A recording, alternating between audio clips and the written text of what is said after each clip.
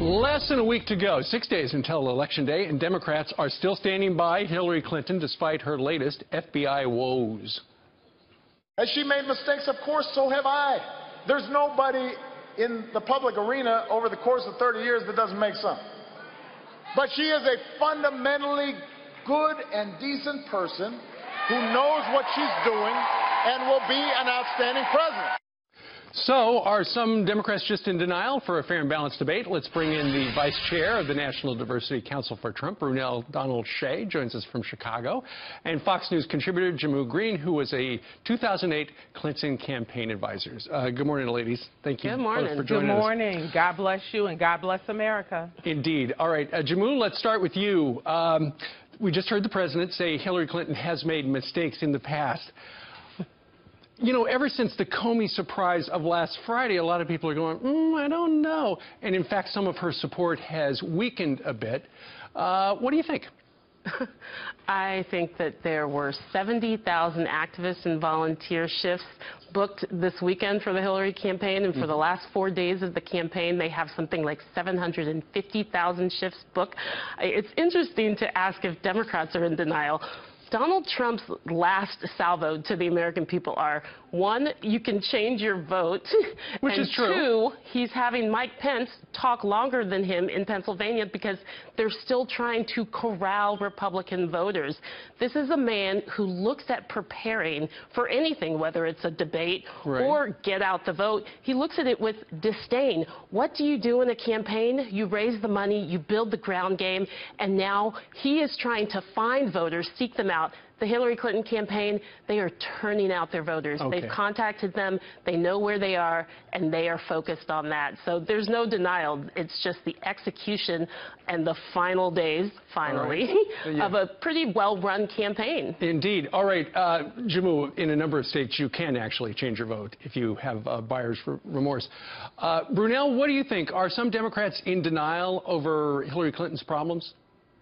I believe they are in denial. And, you know, when you've got the top person, the president, who's supposed to be the example for the nation, telling us that this person is the most qualified with 5 FBI Bureau investigations, 2 open investigations, the Wiener pedophilia investigation, as well as the pay-to-play with the Clinton Foundation, as well as the emails reopened. When you've got our top person not saying step down, not, you know, leading in morality and ethics, why would you expect the rest of the party to fall in, you know, to do the right thing? But what I would say is this: the Democratic Party has sent out people to cause violence at rallies. That's been ratified.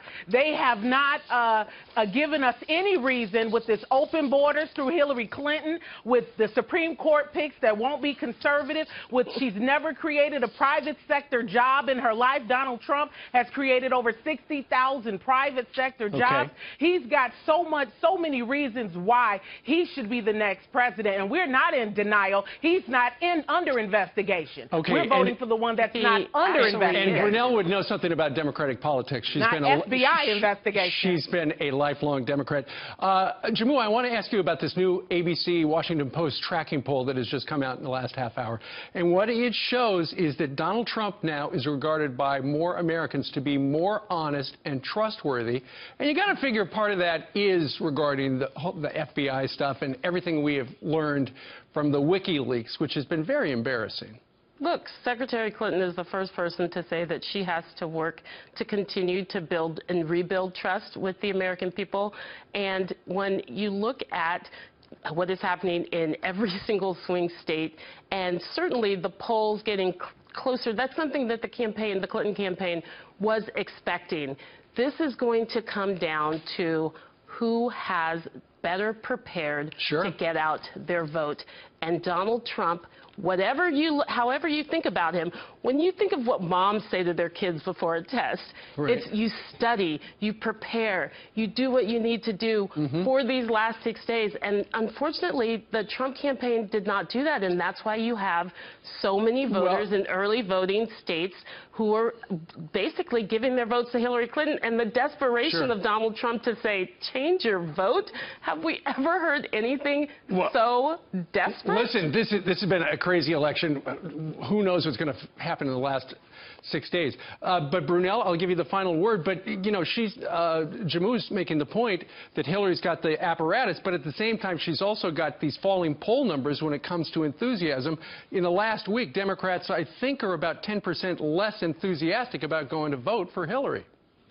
Well, what I would say is we already know through WikiLeaks that she had already worked with the biased media, mainstream media. She worked against them with the pollsters, all of this stuff, special interest corporations, all against Donald Trump. My fellow Americans stood up for all the rest of us, and then we won't even talk about the FBI agents who are leaking information, telling this country, do not hire this woman. She is corrupt. She is a criminal. She is under criminal investigation. And so what I would say is this.